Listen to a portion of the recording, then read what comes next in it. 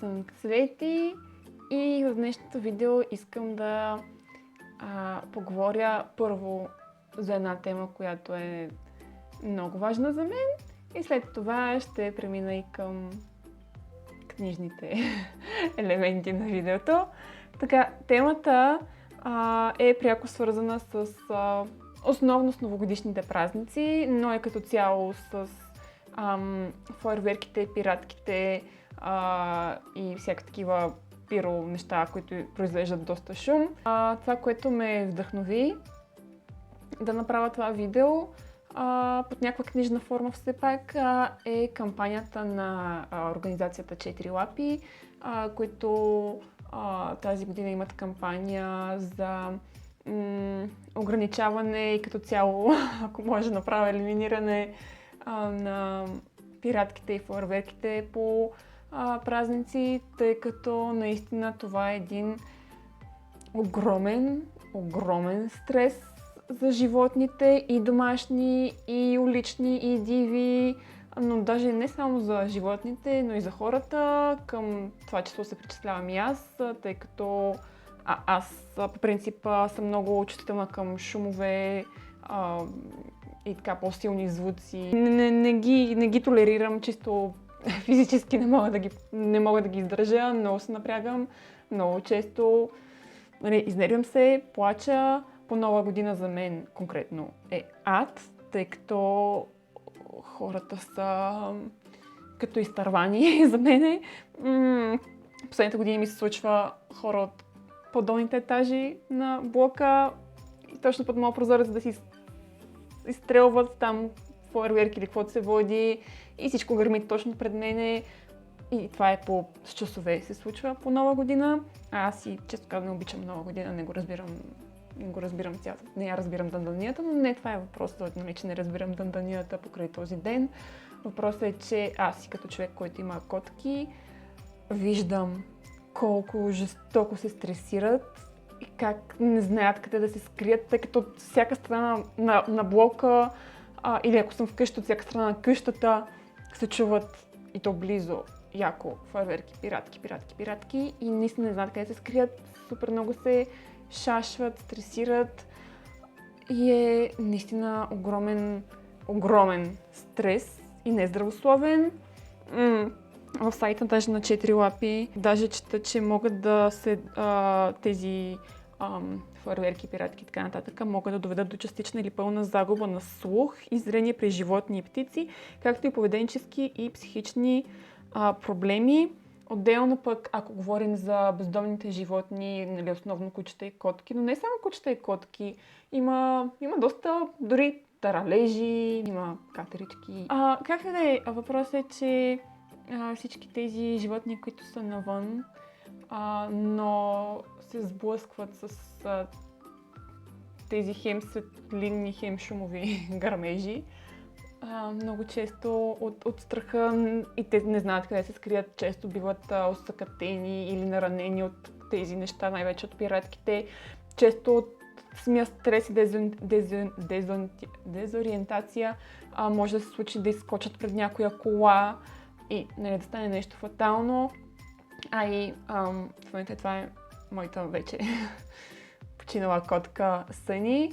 На миналата Нова година бях си с нея и с другата ми котка и беше ад. Аз ревях, яко ревах от стрес и ми беше мъчно колко им е и на двете страх. Никога не бях виждала толкова изплашена, бяхме заедно 17 години. Никога не бях виждала толкова изплашена, колкото на миналата Нова година от всичките, пиратки, фойерверки и то точно пред прозореца ни.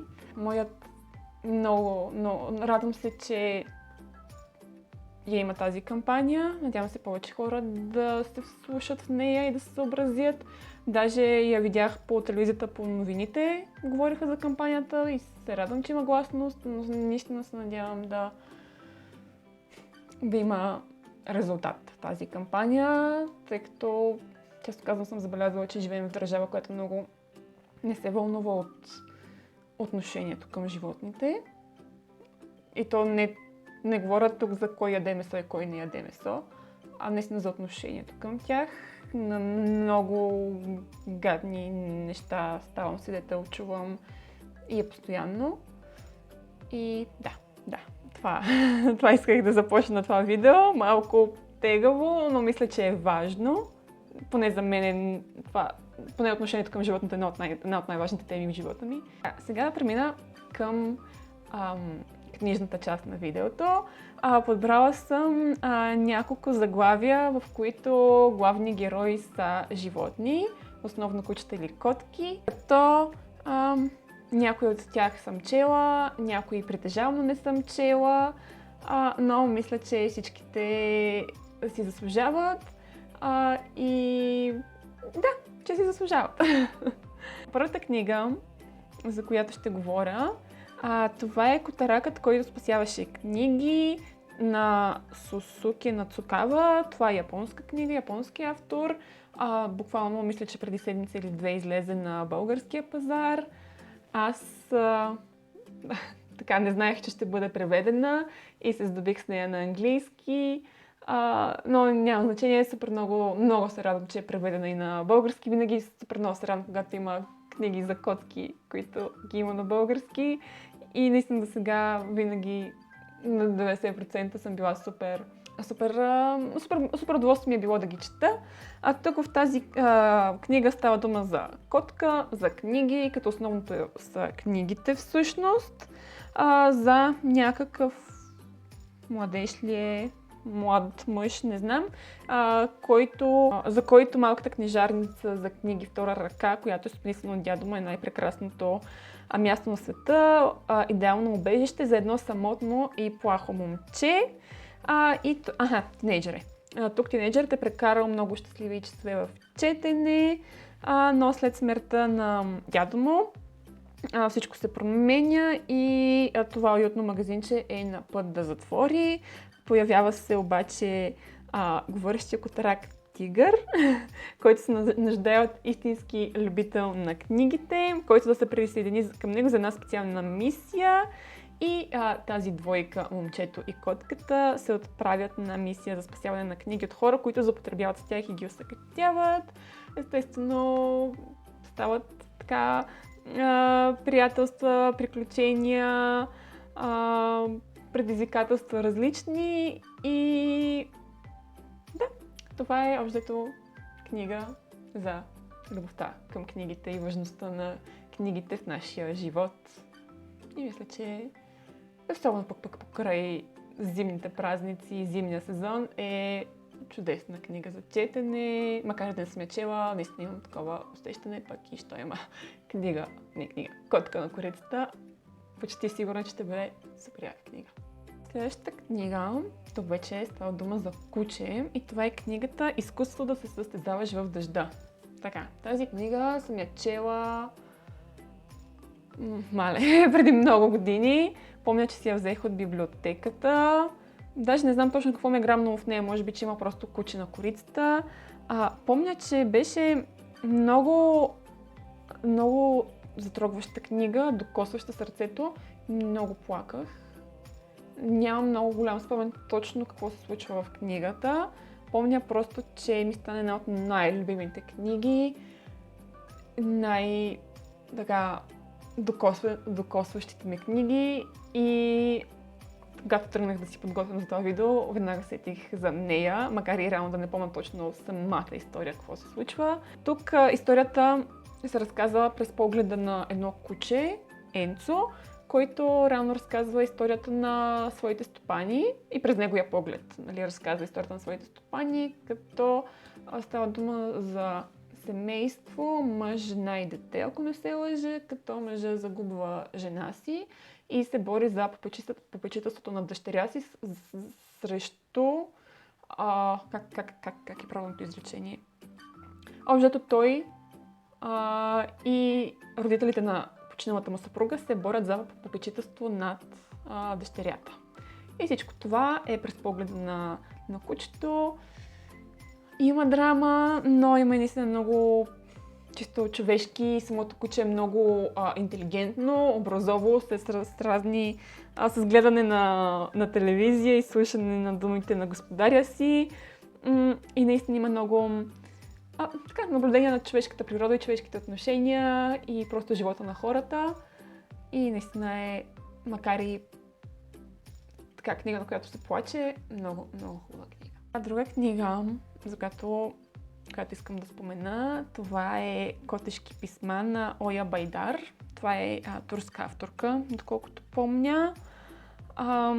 Даже от нея бях толкова впечатлена от тази книга, от Котешки писма, че преди 2-3 години в една книжарница ми попаднаха други нейни заглавия. Явно са такива малко вече към изчерпване тираж, предполагам. Нямам представа, просто като ги видях.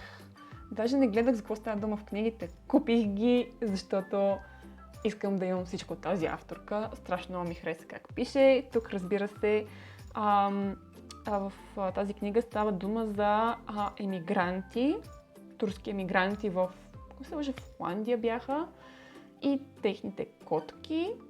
И пак през погледа на котките се разказват историите на различните хора. Как са свързани самите котки, си пращат писма, като при тях писмата е просто препикаване, мисля, че беше, или оттъркване и чрез миризмата другата котка прочита какво има да й каже, нали, дадената котка. И тук естествено става дума и за емигрантските... Какво е да си емигрант? Реално. Предполагам, това така мога да се изразя. Живота просто на един емигрант. Всичките плюсове и минуси, какво се случва. Радости, трагедии, тайни, съдбите им, разочарованията им и всякакви такива неща. И са през погледа на котките. Те се пак знаем, котките си имат така специфично виждане и разсъждения за нещата.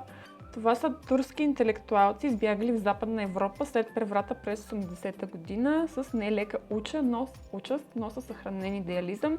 В началото на 90-те години на 20 век те преживяват рухването на комунизма. Това е общо по-конкретния фон на книгата. Последната книга, която искам да спомена, е може би книга и котка, която доста хора знаят. И това е за уличния котарак Боб. Това е вече книга по истински случай, бих казала. Имам даже 2 или 3. Ще бяха нещо като поредица. Не съм ги чела. Не знам защо, не мога повярвам, че не съм ги прочела все още. Това е историята на един уличен музикант в Лондон, който през пролета на 2007 година намира ранен рижев котарак. Обаче той все още не подозира колко много този котарак ще промени живота му. Като самия Джеймс, който е уличният музикант, той живее ден за ден в борба със себе си за преодоляване на зависимостта си към наркотиците.